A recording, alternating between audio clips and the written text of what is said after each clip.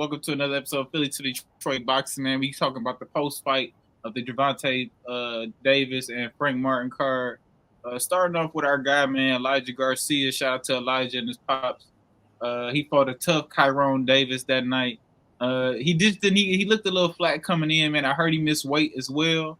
Yeah, It he was came in 165, and then that's when Kyron coach said that he got to at least come in at 163. So he lost 2 more pounds and came in at 63. And then right. that's when the rehydration clause had got because he came in so big, he couldn't come in more than 10 pounds. So he had to weigh in again when Kyron didn't have to weigh in again that next morning. Yeah, so I mean, I could definitely see, that taking a big toll on him, man. Just really, I'm pretty sure he wasn't expecting, all leading up to the fight to have to do that. So Thanks. yeah, you know what I mean. So I know that took a toll on him, and it kind of looked like it again. He didn't look like the Elijah that we know. You know what I mean? As far as like the power that he got on his punches, just being able to move out the way effectively, because Kyron right hand was landing at will. He usually don't let that type of shit happen, man. So shout out to Elijah though, man. I still got him as one of the best up and coming 60 pounders in the game right now. He just got to bounce back. Where I definitely think it was the weight. Cameron was hitting him with pretty much the same stuff. It wasn't like the offense that was coming at him was like so versatile and so difficult to handle. Like it wasn't. Yeah, It really was one of those like a lot of people say this, when they lose because it sound good. Like it'd be like, you mean I beat myself. But in that instance, it really was one of those situations where he did beat himself. Like if he did come in full shape and had a better training camp, like the reality of life is Cameron wouldn't have beat him. But shout out to Cameron for taking advantage of, like I said, the training camp not going good and all the advantages that he did have. And like I said, he put on a superb performance. Elijah tried to come back, like he tried to in the later half of the fight, later stages. He tried to put on. He probably ended the last 3 rounds a little bit better, but the first 6 rounds, like I said, just wasn't no pop. Even the pace, like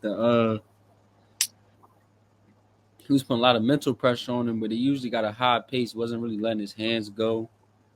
But like I said, he'll be back though. yeah, man. That was kind of my kind of analysis of it too. He just wasn't letting his hands go. But again, I know he was drained out there. He probably was Definitely. drained a lot faster than he usually would have been. So you know what I mean. Again, shout out to Elijah, man. He gonna keep going, man. This is a minor setback. It's all good. And then shit, moving on to the main card, then we got Terrell Gausha and Carlos Adames, a fight that I didn't catch on the main card, but my guy Gio caught that. What you think of that, man? It was a good fight. Like I said, it was a showcase fight. They brought a 54 pounder up at 160. Carlos was supposed to look good. Well, that's how I looked at it usually when you bring it. Gausha was supposed to look good for the resume because, Gausha, he an Olympian. He fought some of the best guys in the world at that 154 pound, though, not 160. So it was supposed to look good. But Gausha, like I said, he put on a hard fight. I felt like it could have gone either way. Uh, like I said, I left the fight like I actually thought he had a chance against John Beck. I picked John Beck and I favored John Beck, but I still felt like you mean Carlos also ain't nothing to play with. But I ain't gonna lie, I left that fight like, all right, like John Beck gonna watch him because like I Yeah, said, you got a 54 pounder who never even reached the top at his weight class. Kind of like gave you your hardest fight. That's the hardest fight he ever had outside of the loss. If you want to say the loss because he actually lost, if you could say that's the hardest fight because like I say he actually lost, but outside of the loss, that's the hardest fight he ever had right there. And against an old Terrell Gausha moving up, that's not what I wanted to see it when you claim yourself as the best fighter in the world at 160. no, yeah, I feel that. And just based off the brief highlights that we did watch, I could kind of see where you're coming from. Like, as far as the punch output, we saw Terrell let off a lot more punches, but still was landing at the same rate as Carlos. He was just putting in a lot more effort in the fight. So I could see Basically, I could see what you're saying by, if you gave him the fight for sure. yeah, basically. Yeah. And Uh, then we had motherfucking Gary Antoine Russell and Alberto Puello, man. Um, I mean, Alberto Puello, he looked a lot better than what people thought. I mean, at the end of the day, he looked a lot better than what people was expecting of him. Gary did have some ring rust. I thought he was gonna get. I picked him to get the knockout. I'm not even gonna lie. I picked him to get the KO. I thought his pressure was gonna do a lot more than it did. But Puelo was a decent little boxer, actually, man. He a decent boxer. He was able to move around. So Yeah, what that fight reminded me of, kind of like, was kind of that Tyson Usyk John. I feel like Usyk started strong and finished strong, but Tyson dominated the middle part, and that's how I feel about this fight. I feel like Preo started strong, and then around 3 to 7, Gary took off. Really, probably like 4 to 7, 4 to 8. Gary took off. Then I thought Preo finished strong. So I felt like Gary did have his moments. Like the middle part of the fight, he did have a lot of good moments. But like I said, Preo started strong and he finished strong, and that's usually the way to go in the championship. Well, not a championship fight, but that was a 12 rounder, so it was kind of like a championship fight. It was like yeah. for an interim belt or some shit like that. So Mhm. it was a And 12. I don't feel like Gary was expecting, because in moments, obviously Puelo was using the ring well, but I don't think Gary was expecting him to sit in the fire as much as he did either. I mean, he didn't mind sitting there for a minute with Gary. Then he got out the way. He might sit there, let off his, and then I'm back moving around the ring. I'm on the ropes, and bouncing off the ropes, whatever the case may be. Like I said, Preo looked good though. You mean newcomer Yeah, at 140? Now we got new kid on the block. yep, and along with Liam Parrow as a new champ. So but then next up, man, we got Co-Main, David Benavidez, and Alexander. I know he got the same name as Usyk, first name. I don't know can't pronounce his last name, but I Not even mean, gonna- yeah, I'm not even gonna try. But I mean, my honest analysis, David looked excellent through them first like 4, 5, 6 rounds. I do believe he gassed out a little bit, and I don't think his power mattered to Alexander as much as I thought it would. But I'm not mad at the performance though. Like I said, I thought he tried to knock him out. He threw everything hard the first 6 rounds. It definitely was looked at real sharp. Defense looked real good. Like I said, that first 6 rounds was perfect 6 rounds. Like he showed everything, showed all the tools. But like I said, he went for the knockout a little bit though, which is the reason he faded away. And he usually don't start off as fast as he did, which was probably the reason he faded away, because he usually start off slow and pick up the pace later. But because he actually started off fast, it was harder to end fast. So, like I said, that might be what Canelo need. That might have been just a little you mean. I mean, Canelo needed. But I mean, do you think that could be like? I mean, like this is first fight at 75. He trying to make an impression. Because again, like you said, that's not normally how he played. No, that's a fact. No, definitely was trying to take it to ball. Like I said, he was hitting with hard shots. He was throwing everything hard. That's why I still want to see the Canelo and David fight, because I still favor David, but Canelo a counterpuncher, and like every counterpuncher's dream is for a nigga to throw everything hard so you can see all that shit. So it's like that's why I still want to see it, but that's why I feel like he was named, because he went for the knockout and he didn't get it. And like I say, he started off fast. Sometimes it might not even be that he went for the knockout. It could literally just be that he started off fast. Like his first 6 rounds is usually how he looked on his last 6 rounds.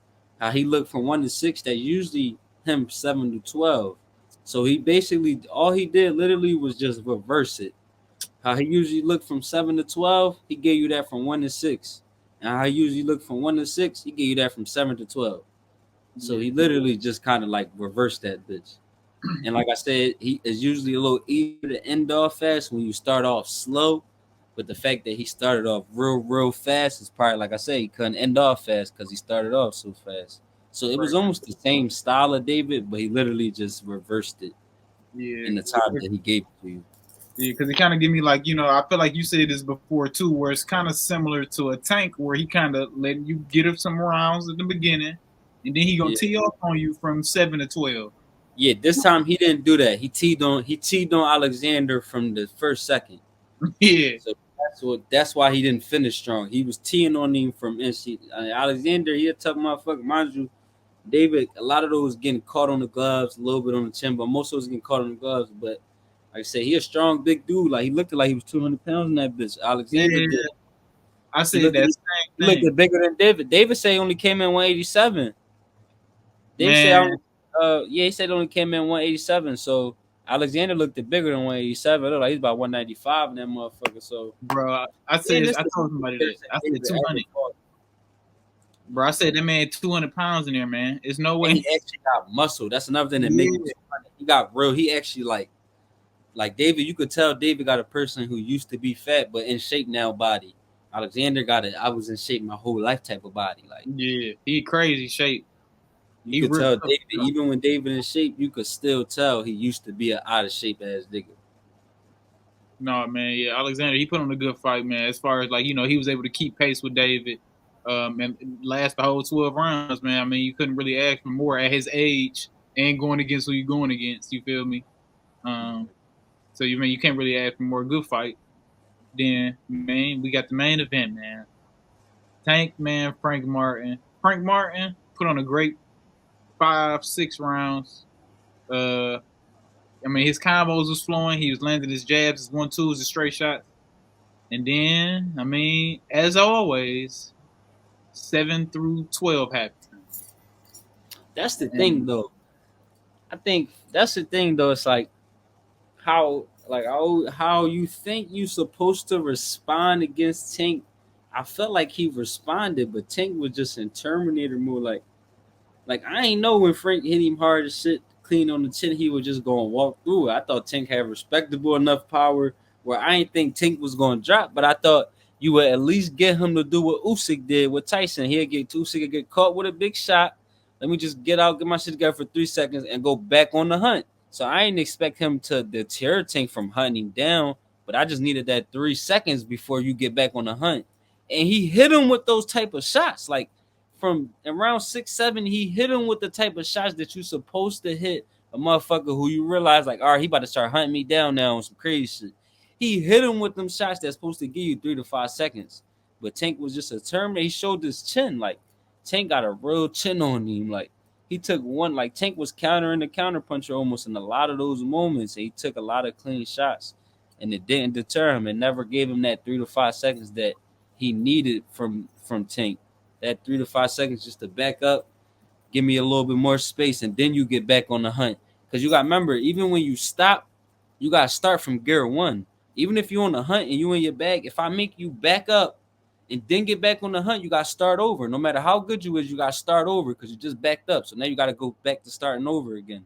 So it's like he didn't, all them shots that you would think those are the type of shots he need to give him, he gave it to him. Tank just showed his chin.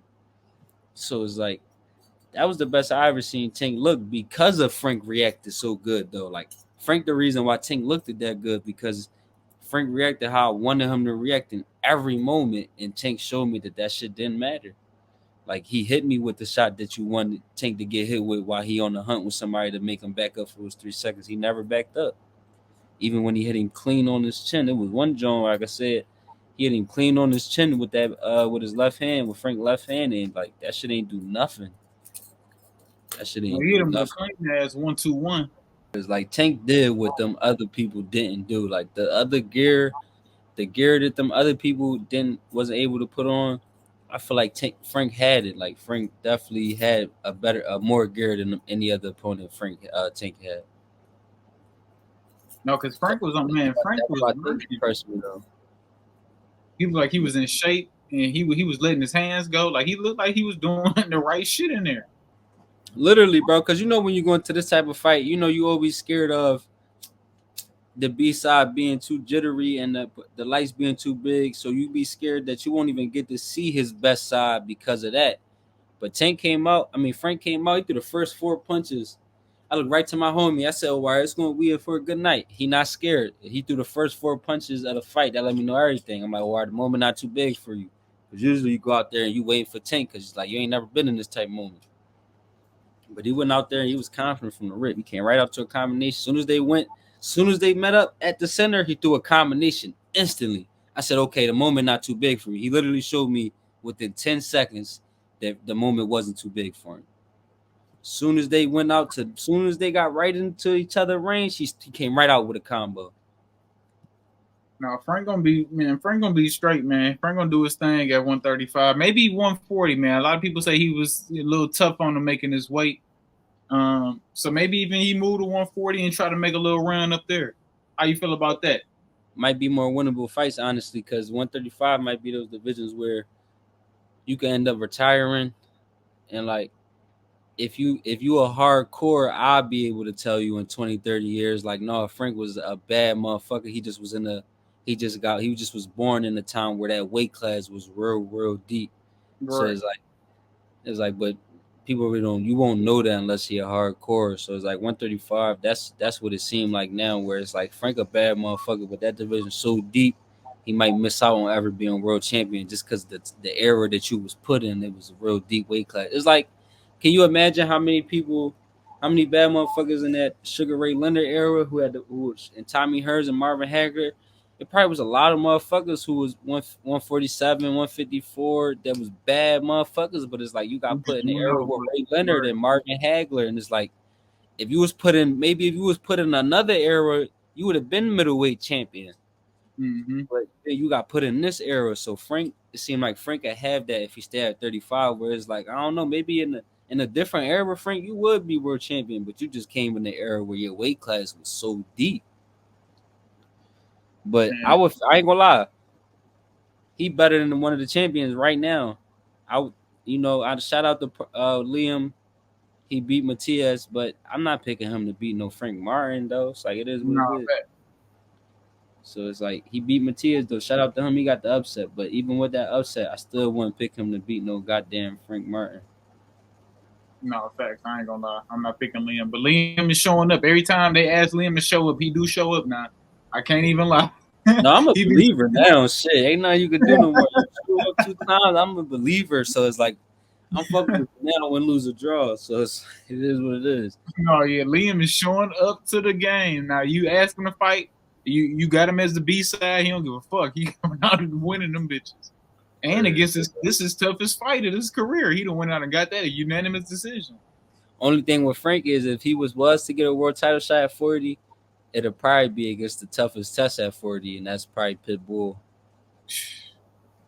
The toughest test for that style, I think Tio a punch on Pitbull and Liam, and I ain't gonna lie, I gotta say Devin Haney. Even though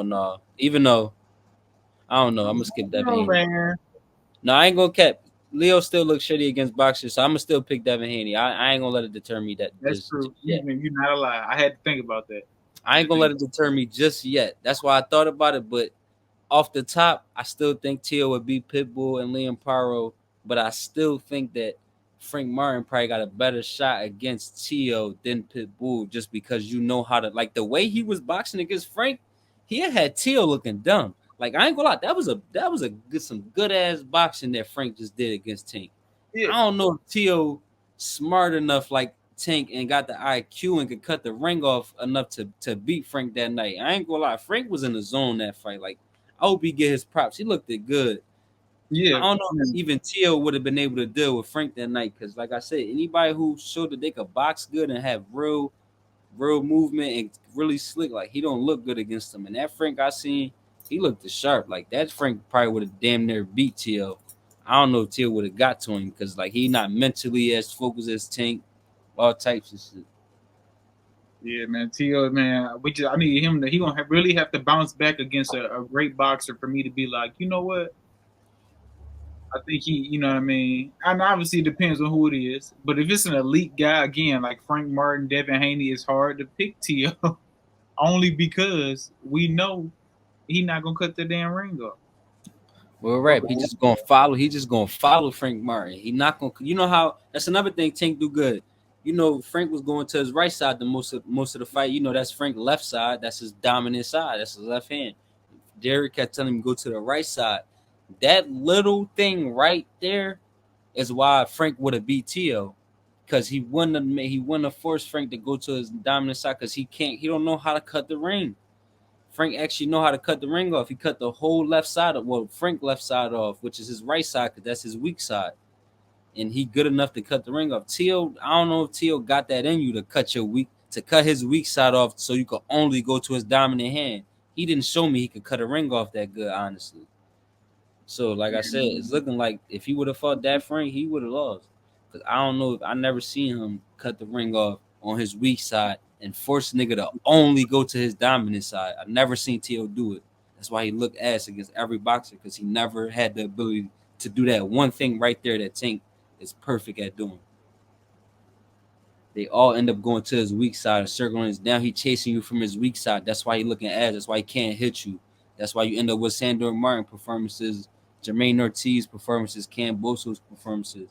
Because they go into your weak side the whole fight because you don't know how to cut your weak side off and force them to your dominant side.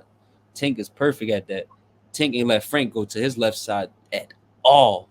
He was going to his right side the whole time. And Derek was telling him, circle the other way. He was circling to his power hand, but Tank just a match that cutting the ring off. That's when motherfucking Frank, he kept throwing that motherfucking, every time Tank cut the ring, he was trying to pivot out or move. He take that motherfucking Frank was like, hold on, now don't hit me with that motherfucker. Word. No cat, no, Frank had that shit.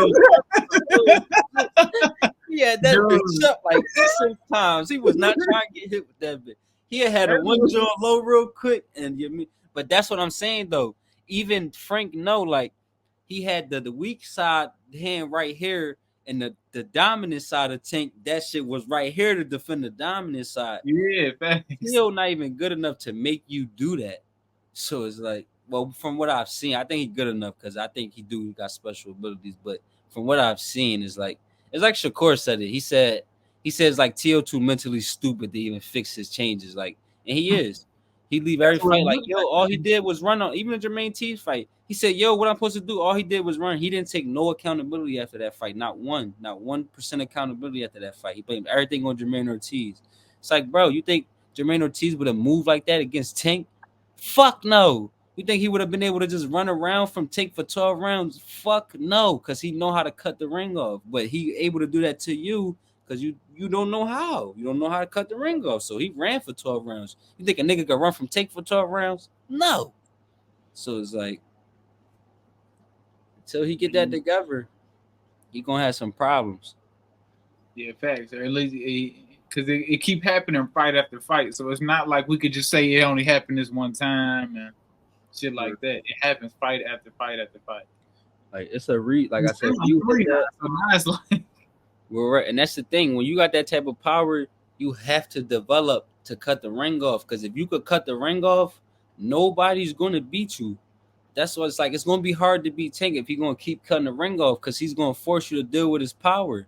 Tio has that type of heat where if he could cut the ring off and he forced everybody to deal with his power, and he a little bit more active with his hands than Tank is, you're gonna beat a lot of people, even the best people, because you're gonna force them to have to deal with you. At some point in any Tank fight, you're gonna have to deal with him. In T.O. fight, you got a nigga that's in round 11, and he didn't even have to deal with you yet because you don't know how to cut the fucking ring off, and we in round 11. So it's like, what's going on? Whole time he didn't feel your power at all. He didn't, like Jermaine in that last fight, he didn't have to deal with T.O. power for 12 straight rounds because you don't know how to cut the ring off, and you actually have the heat where if you make him got to deal with it, he going to get up out of there. Mostly everybody going to get up out of there if T.O. forcing niggas to deal with his power in every fight. Just like Tank getting everybody up out of here because he forcing you to deal with his power in every fight. T.O. could do the same thing. He would stop everybody, but he don't have the ability to force you to have to deal with his power. You could actually run around and you could actually make him chase you for 12 straight rounds.